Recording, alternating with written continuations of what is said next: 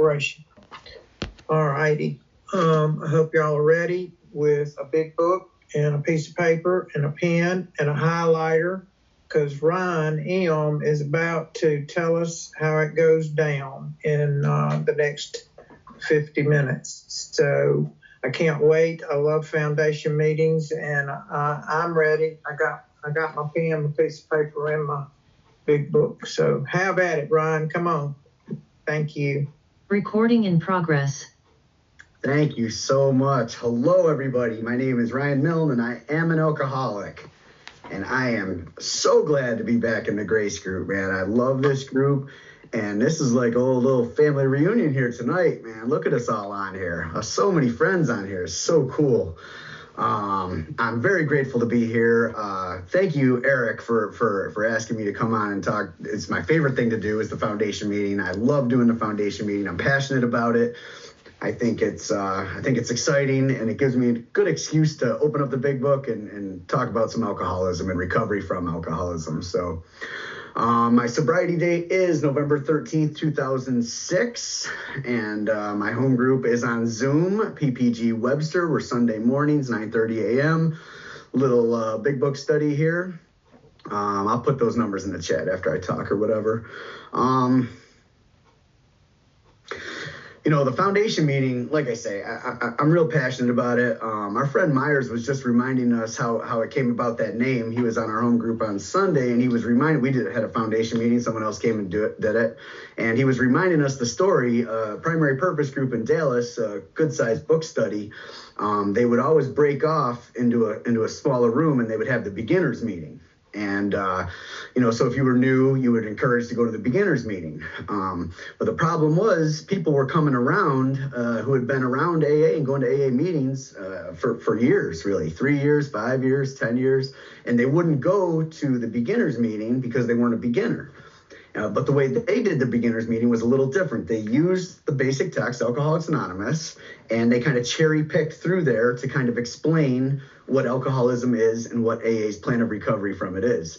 So they had one cat who had like 10 years, and he kind of wouldn't go, and they said, you know what, let's change the name. Let's start calling it the foundation meeting.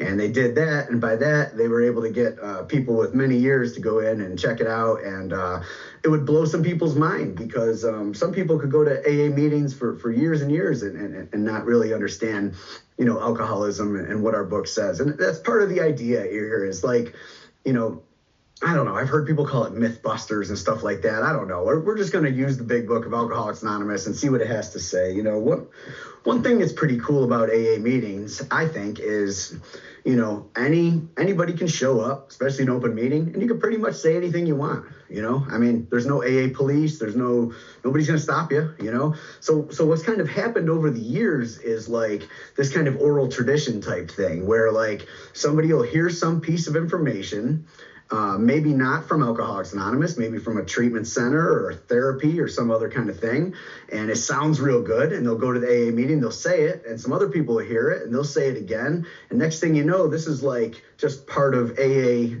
jargon, you know, stuff we say. And I kind of have this stuff in like two different classes. You know, the first one, you know, I don't really find so harmful or whatever. You know, you hear things like go to a meeting every day, do 90 meetings in 90 days, no relationships for the first year, change people, places, and things.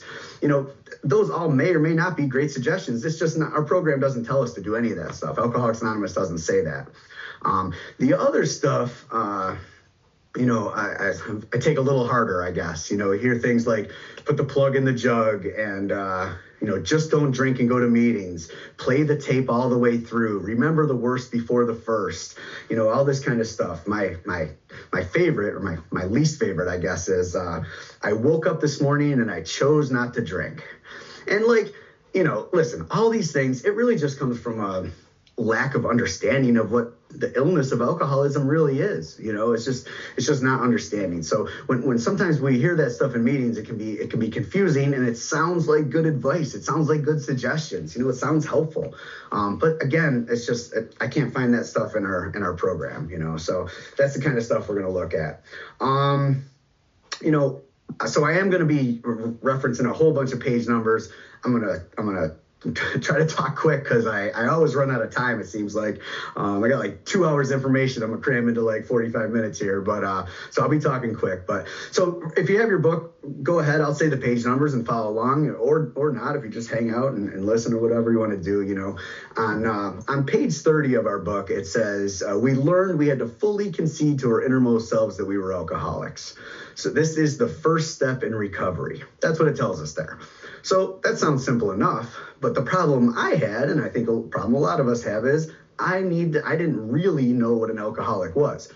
I thought I did. I came into AA meetings thinking I had a good understanding of what alcoholism was or what an alcoholic was, but I really had no clue, to tell you the truth. I thought alcoholism and alcoholics, I thought it was directly correlated with like consequences. I thought these are some things I was wrong about. I thought an alcoholic would be weak-willed.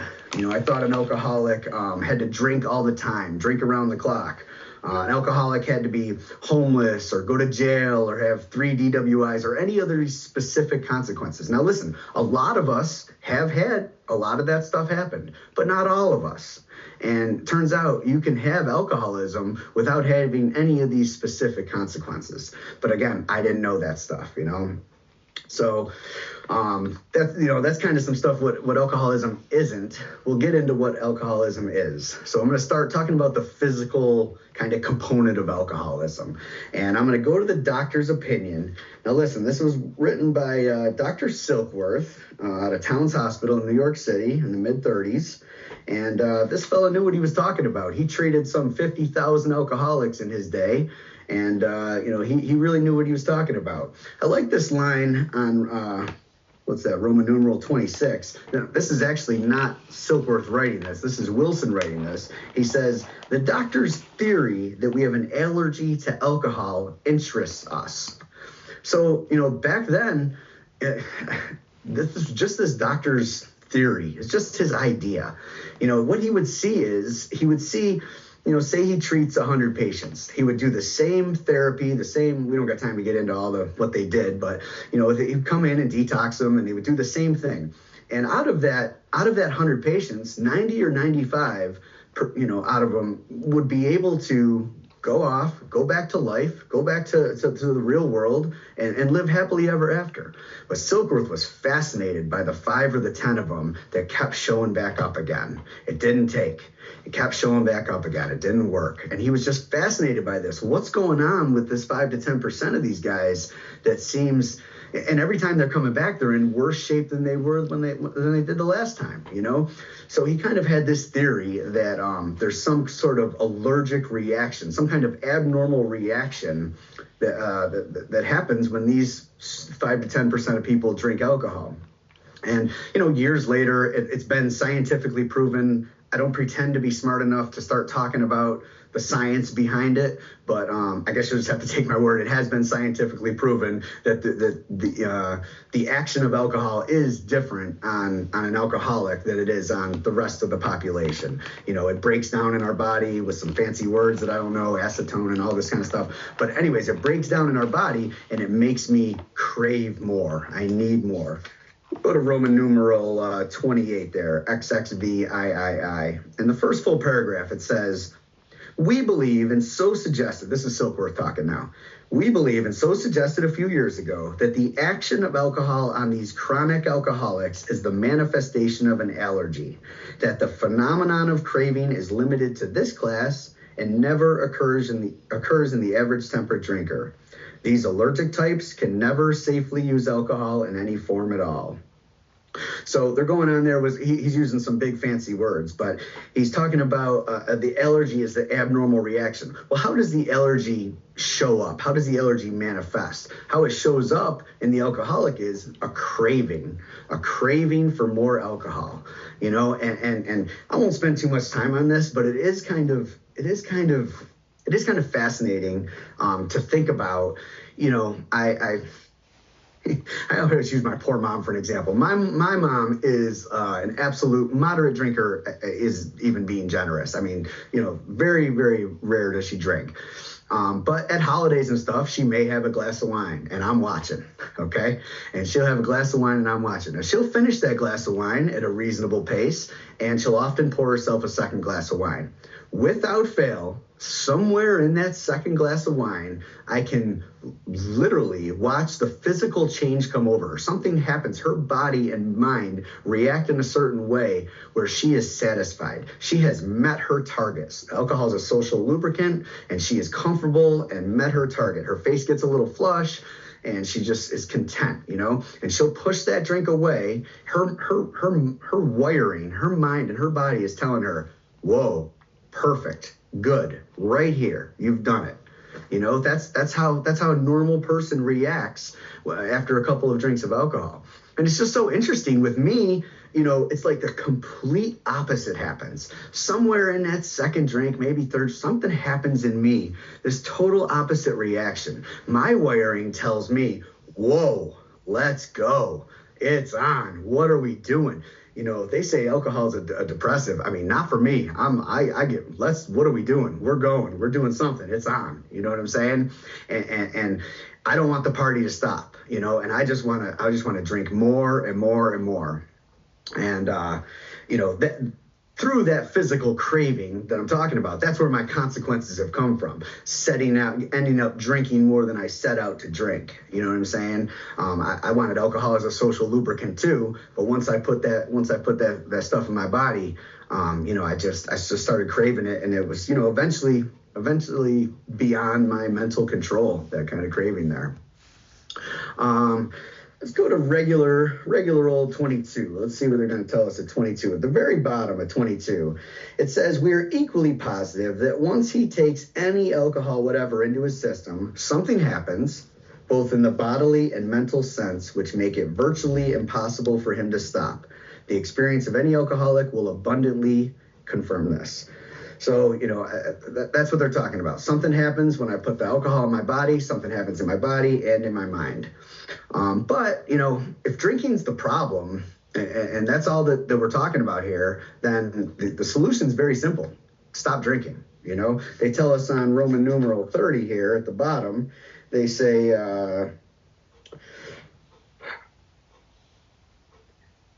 all these and many others have one symptom in common. They cannot start drinking without developing the phenomenon of craving. This phenomenon, as we have suggested, may be the manifestation of an allergy, which differentiates these people and sets them apart as a distinct entity.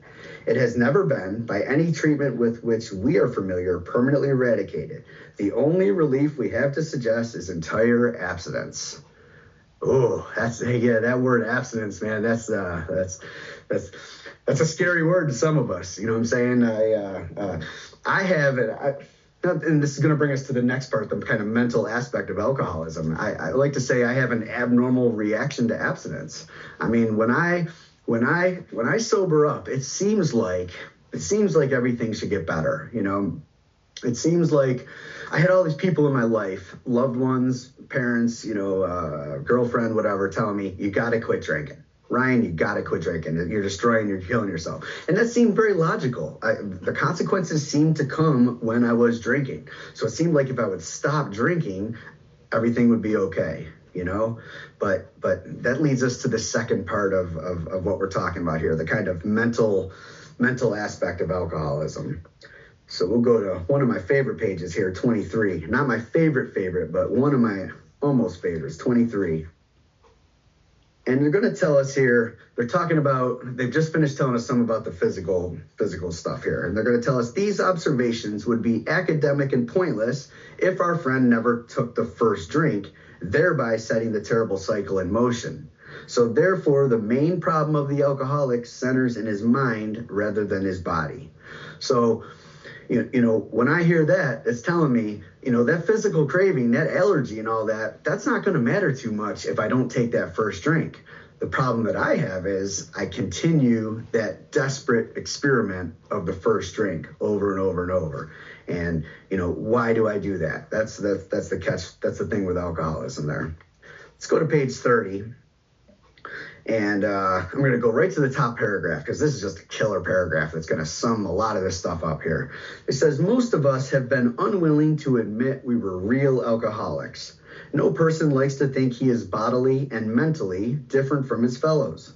Therefore, it is not surprising that our drinking careers have been characterized by countless vain attempts to prove we could drink like other people. The idea that somehow, someday, he will control and enjoy his drinking is the great obsession of every abnormal drinker. Okay, so oftentimes in AA meetings, I'll hear people talk about the mental obsession. We throw that, and me too, we throw the term around very loosely, the mental obsession, and I had this idea that what they were talking about was when I was sober, I would like curl up in the fetal position in my room in the corner and be rocking back and forth thinking, I want to drink, I want to drink, I want to drink, I want to drink. Now, to be clear, I have done that, okay? So like, I have done that. But I don't really think that's what we're talking about here. I don't really think that's what we're talking about here. We're talking something, I think, a lot sicker than that. This delusion that I'm in. I like how they use this term here. The idea that somehow, someday, he will control and enjoy his drinking at the same time. I mean, I've been able to, especially in the early years, I could control my drinking. You know what I'm saying? I would be able to go out there and have a couple drinks, call my numbers, and go home. But that would kind of make me irritated, and it's not how I like to drink. But I was able to control it some. Eventually I would get sick of that and I would say, you know what, the heck with all this, man, forget it. You know what I'm saying? It's on, and then I'd be able to enjoy my drinking, but there's no control whatsoever, So it's kind of, I think about my periods of abstinence, the times that I tried to quit drinking. And, this is the kind of stuff my mind was telling me, was like, somehow, someday you'll be able to figure out some sort of combination of things. I would try these different combinations to try to, no more liquor, I wine only, or, whatever it was. I would try these different kind of combinations I would think that would, man, I wanted to drink like a grown up. That's really what it was. I was like, at this point, I'm like 20, something like that, early 20s.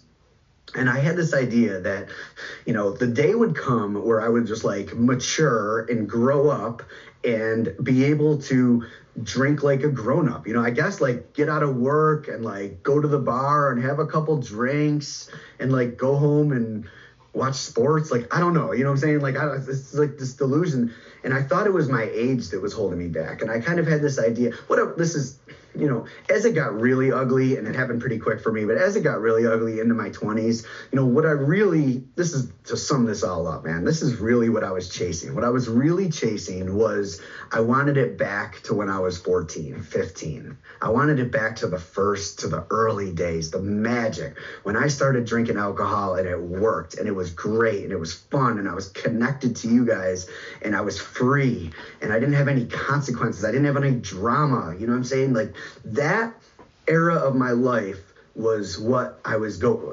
chasing, or what I was trying to go back to. But what happened was that the delusion is I was just straight up pathetic. It turned pathetic. My drinking really turned pathetic, and there was no party anymore. There was no connected to you guys anymore. It was all drama all the time, catching charges, embarrassing myself, losing jobs, losing relationships. Just basically flushing my life down the toilet, at a very young age, Let's flip over to 24 here. Now, this may be my favorite page. I'm going to say that a whole bunch of times. Hi, Risa. This may be my favorite joint right here. Let's go to the italicized writing right here. And they're going to tell us something about how I think. The fact is that most alcoholics, for reasons yet obscure, have lost the power of choice in drink. So when I'm in an AA meeting and I hear somebody say, I woke up this morning and I chose not to drink,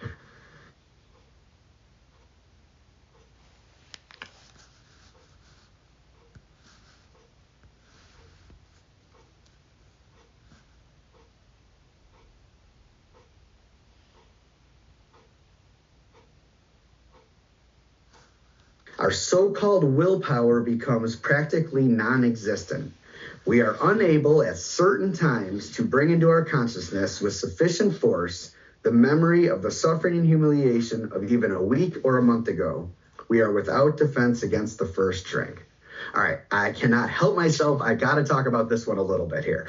So this is what, when I think of cunning, when I hear cunning, baffling, and powerful, when I think of the baffling feature of alcoholism, this is the stuff I'm talking about here. It's telling me we are unable at certain times to bring into my consciousness with sufficient force the memory of the suffering and humiliation of even a week or a month ago.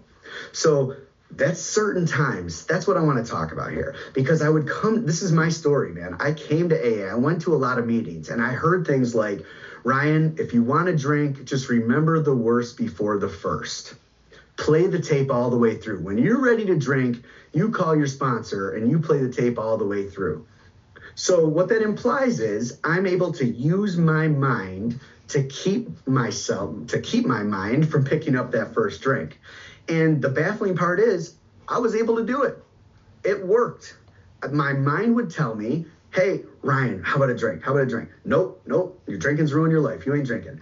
Ryan, you could have just one. Nope, not drinking. Play the tape all the way through. Nope. Ryan, how about a drink? No, I'll call my sponsor. So this worked until it didn't. And that's the problem. At certain times, sooner or later, this strange mental blank spot would take me over. And I would convince myself, this time will be different. This time it'll be different. And it happened over and over and over again. That's my story with that. All right, the almost certain consequences that follow taking even a glass of beer do not crowd into the mind to deter us. If these thoughts occur, they are hazy and readily supplanted with the old threadbare idea that this time, that's what I'm saying, at this time, we shall handle ourselves like other people. There is a complete failure of the kind of defense that keeps one from putting his hand on a hot stove. I love the hot stove thing. I identify with it. What they're saying is I'm a strange type of insane when it comes to alcohol. I don't have the defense that comes. All right, so when I was a kid, we had a cottage, right? And we used to have the bonfire, a campfire at night, and we used to take these glass Coke bottles, soda bottles, and put them in the coals. And then when you wake up in the morning, the fire's out and they've melted into all these cool shapes, you know what I'm saying? And it was fun, One night, I don't know how old I was, 10, 12, I don't know how old I was. I don't know what I was thinking, sitting around by the fire. I reached in the fire and I grabbed one of them glass bottles in the coals, red hot. It hurt a lot. I burned my thumb. I had a big old blister on there, and it really, really hurt. And I remember that. I'm really safe around campfires here at 46 years old. I am very, very conscious. I remember that pain. My brain works that way. I have that defense that says, hey, that's danger. Don't do that. But not so with the first drink. To be fair, burning my hand on a red hot glass bottle does not do for me what the first drink of alcohol does for me. So I would say if it did, I probably have a whole bunch of blistered up hands right here, right now. But so that's the difference. And what did alcohol do for me? What's the difference? Let's flip over to 83 here. At the bottom of 83, and this is a good kind of example, a handful of examples here. I won't go through them all, but this is what alcohol did for me, okay? I would know a new freedom and a new happiness. With a couple drinks, I would not regret the past nor wish to shut the door on it. With a couple drinks, I would comprehend the word serenity and I knew peace. With a couple drinks, no matter how far down the scale I'd gone, I'd see how my experience could benefit others. I had a lot to say after a couple drinks, let me tell you. After a couple drinks, that feeling of uselessness and self-pity would disappear. I'd lose interest in selfish things and gain interest in my fellows. Self-seeking would slip away. My whole attitude and outlook upon life would change. And it goes on and on. That's what alcohol did for me. That's why I kept burning myself over and over and over to go back to that desperate experiment of the first drink. So I feel like I'm going on too much about the first. I get wound up on this first step stuff, guys. I absolutely love talking about alcoholism. I think it's important we talk about this kind of stuff. Let's go to 37. Now we're gonna roll with it, man. We're gonna keep talking first step for a minute here. Let's go to 37. So if I keep doing this, if a guy like me keeps doing this, I keep burning my life to the ground and I keep taking that first drink again, why would I do it? At the top of 37, it says, whatever the precise definition of the word may be, we call this plain insanity. How can such a lack of proportion of the ability to think straight be called anything else? Man, I love how they word that right there. That's hitting me right between the eyes. A lack of proportion. My mind will convince me this time, somehow, someday, all that stuff. And I'm just, man, I've destroyed my life. My family won't talk to me. I got nothing left. And there I am just convincing myself one more time, this time will be different. This time will be different.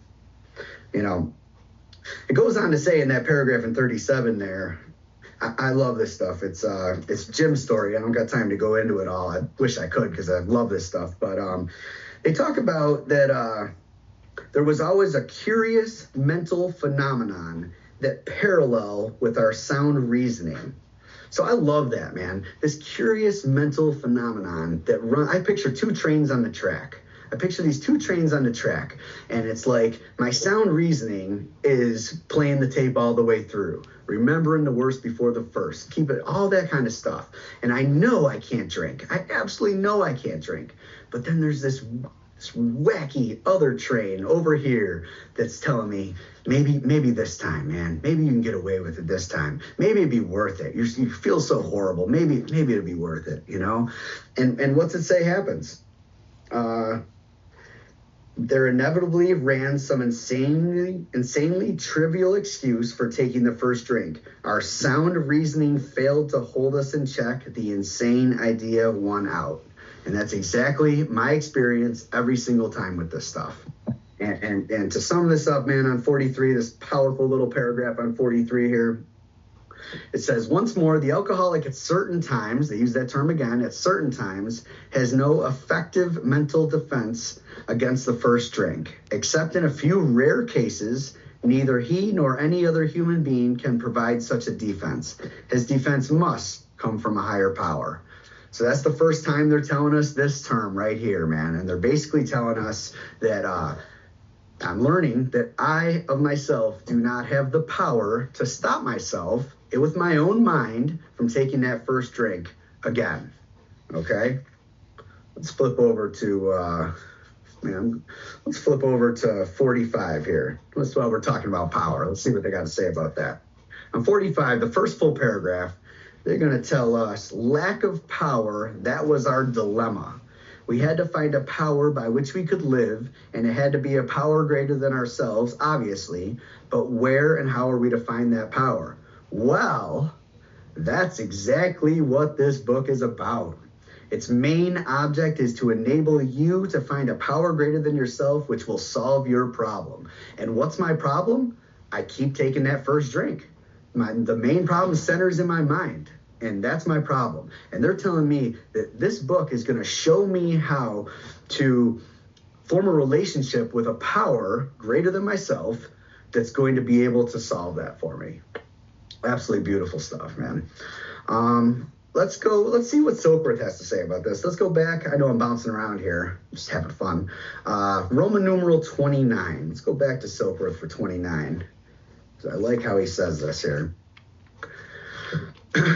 He says, he went on, I don't got time to get into it all. He went on and explained the alcoholic cycle, okay? And then he says there's basically no hope of my recovery without a psychic change, without a power. But he says, on the other hand, and strange as this may seem to those who do not understand, once a psychic change has occurred, the very same person who seemed doomed, who had so many problems he despaired of ever solving them, suddenly finds himself easily able to control his desire for alcohol.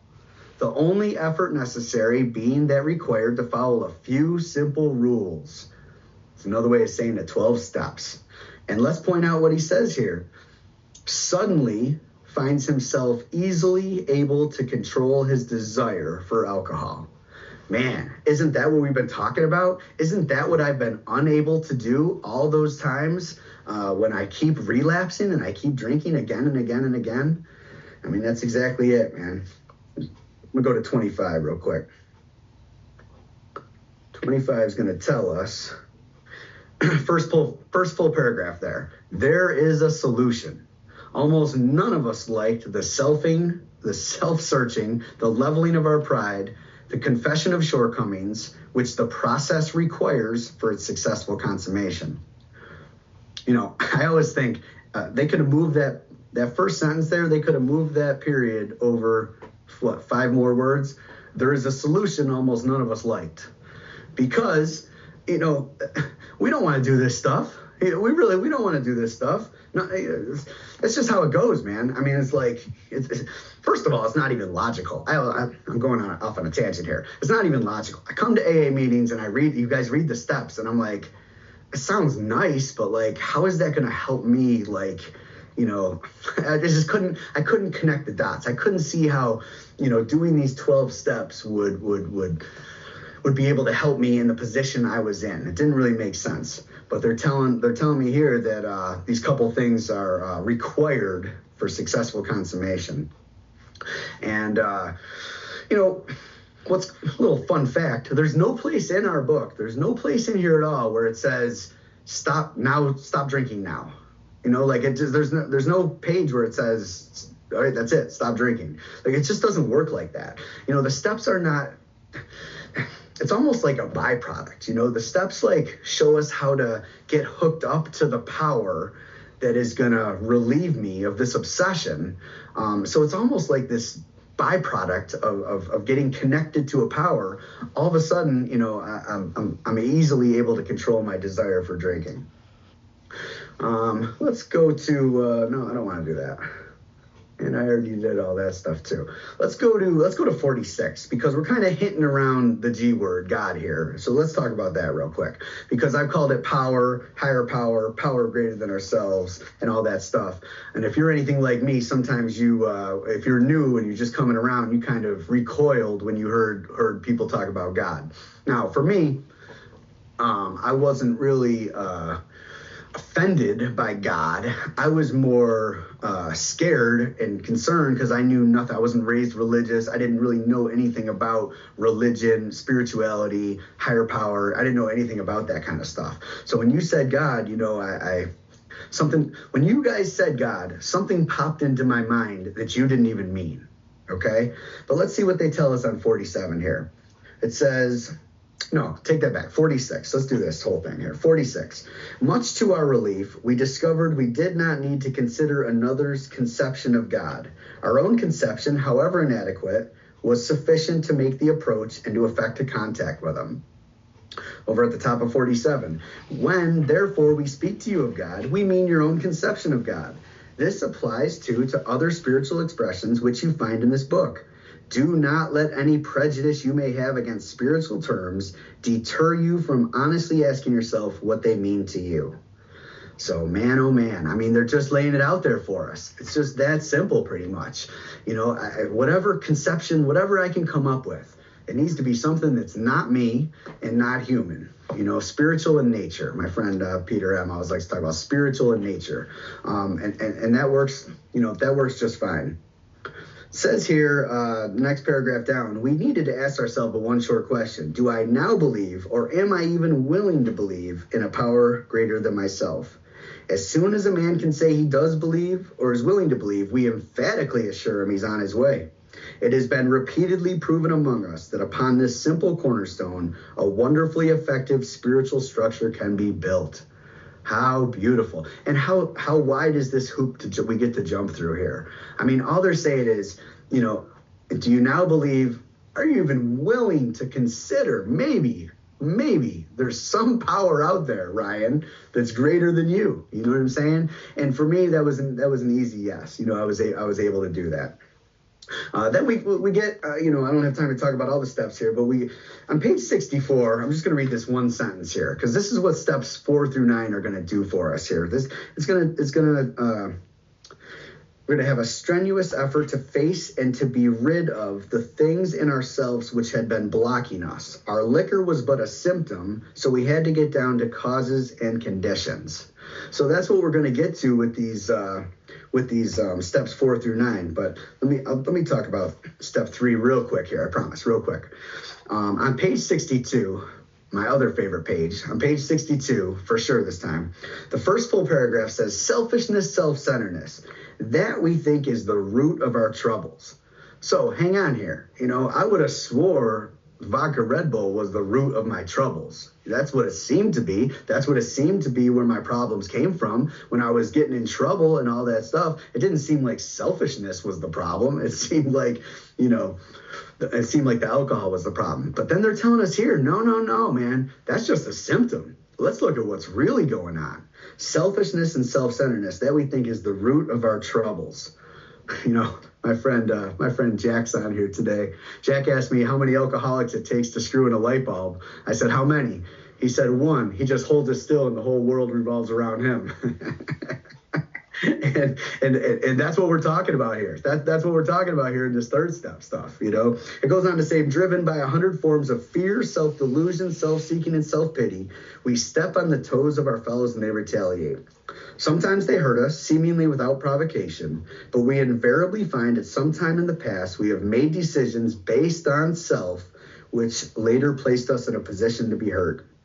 So our troubles, we think, are basically of our own making. This was news to me, let me tell you, because I thought all my troubles were of your making. But it's telling me here, all of my troubles are of my own making. They arise out of ourselves. I always picture I'm like a volcano of troubles. There's troubles just arising out of myself here. And the alcoholic is an extreme example of self-will run riot, though he usually doesn't think so.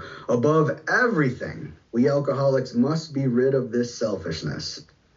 Like, above everything? Like, how can that be, man? Think above everything would be, I need to be free of alcohol. But that's not what it says. Above everything, we alcoholics must be rid of this selfishness. We must, or it kills us. God makes that possible. And there often seems no way of entirely getting rid of self without his aid. And, the third step's beautiful, and there's a nice prayer that kind of wraps that thing up. If you want to go to 59 here, I'm going to talk real briefly here on these couple steps here.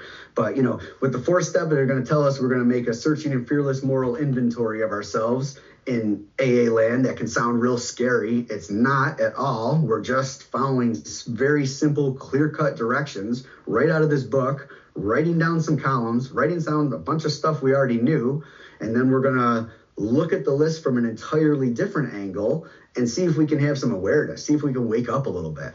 And it's not scary stuff. It's actually beautiful, beautiful stuff. And in the fifth step, we get to take that and we get to admit to God, to ourselves, and to another human being the exact nature of our wrongs.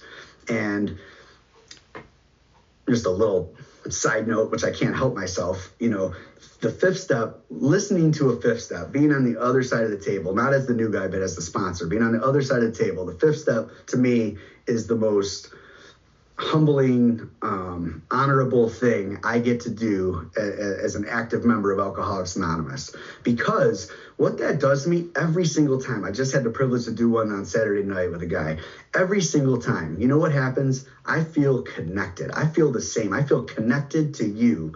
And it gives me that same kind of feeling that alcohol gave me back in the day. It gets that absolute magic where I feel like I am you and you are me and we are the same. And we are walking shoulder to shoulder on this journey together. And it's just such an absolutely beautiful process and beautiful experience. And I know, I'm preaching to the choir with a lot of people on here. There's a lot of sponsors on this screen.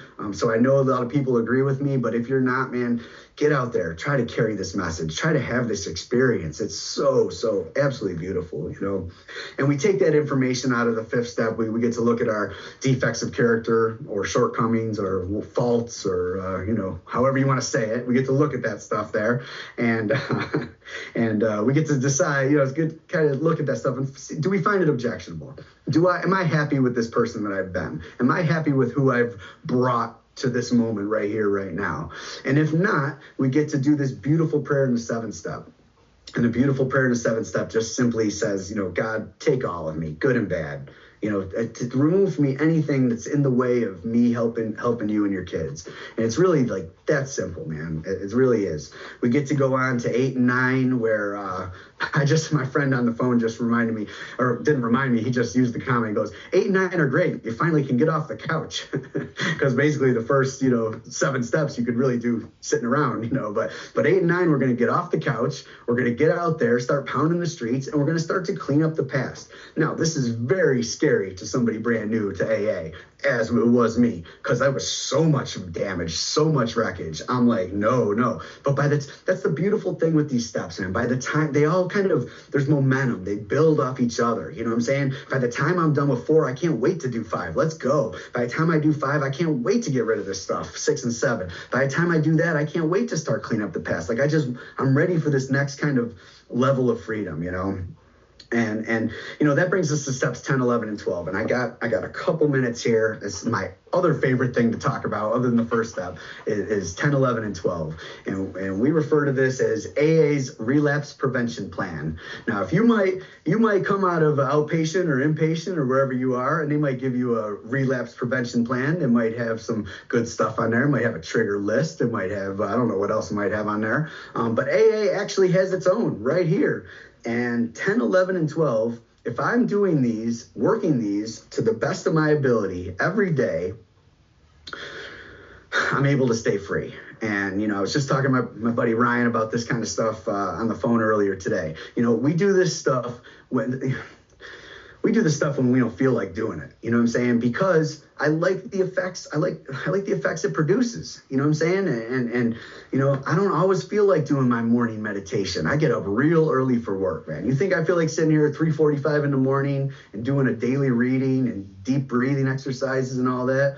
No, but I love the life Alcoholics Anonymous and God has given me. I am so blessed to be where I am. And so I'm going to continue to take these actions, these spiritual disciplines to kind of do this stuff. I want to read. I always like to wrap up here with the 10-step promises. So if you want to go to the bottom of 84, this is where it's at, guys. It says, "We have ceased fighting anything or anyone, even alcohol. For by this time, sanity will have returned. We will seldom be interested in liquor. If tempted, we recoil from it as from a hot flame."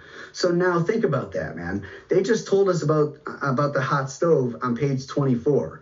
I don't have the defense to keep my hand from putting my hand on a hot stove on 24. 60 pages later, it says that if tempted, I recoil from it as from a hot flame. My sanity has returned. My relationship with alcohol is the same relationship I would have with any other thing I'm allergic to. If I'm allergic to strawberries, I don't avoid the produce aisle. You know what I'm saying? I'm free of a strawberry allergy, and by the time I get to this point, by the time I'm making some of my amends and we're on to the 10th step, man, I'm free of the bondage of alcohol, to be honest with you. Let's see what else it says. We react sanely and normally, and we will find this has happened automatically. We will see that our new attitude toward liquor has been given us without any thought or effort on our part. It just comes. That is the miracle of it. We are not fighting it, neither are we avoiding temptation. We feel as though we've been placed in a position of neutrality, safe and protected. We have not even sworn off. Instead, the problem has been removed. It does not exist for us. We are neither cocky nor are we afraid. That is our experience. So think of how beautiful it is to come from the alcoholic insanity that I'm describing earlier on in the talk to get to this place here where the problem has been removed. I mean, it's just what an absolutely beautiful program. I mean, 10, 11, and 12, I'll just summarize by saying that's my marching orders every day for the rest of my life. And I'm grateful for that. The last thing, I always wrap up. I always do this. In case there's anybody new on here and they hear me on here like I'm preaching or anything like that, let's go to the bottom of 95. This is a very, very important little joint here on the bottom of 95. And I always like to wrap up the foundation meeting with this because it's so important. If he thinks he can do the job in some other way or prefers some other spiritual approach, encourage him to follow his own conscience. How about that? Well, guys, all we have here is a way out that worked for us. Okay? It's going to go on to say, we have no monopoly on God. We merely have an approach that worked with us. So there may be tons of other approaches. Go check them out if you want. We are AA. We're not a cult. I know we get that reputation sometimes. We are not a cult. We have a way out that has worked for us and is so freeing. We want to share it. We want to be helpful with that. That's our job with the 12-step moving forward. That's what we're supposed to do. But man, if you want to check out some other ways, man, rock and roll. Go do that stuff. So again, Jeannie, Eric, all you guys, thank you so much. Thank you for everybody who hung on here. I absolutely love you. I'm very grateful, and God bless. Thank you.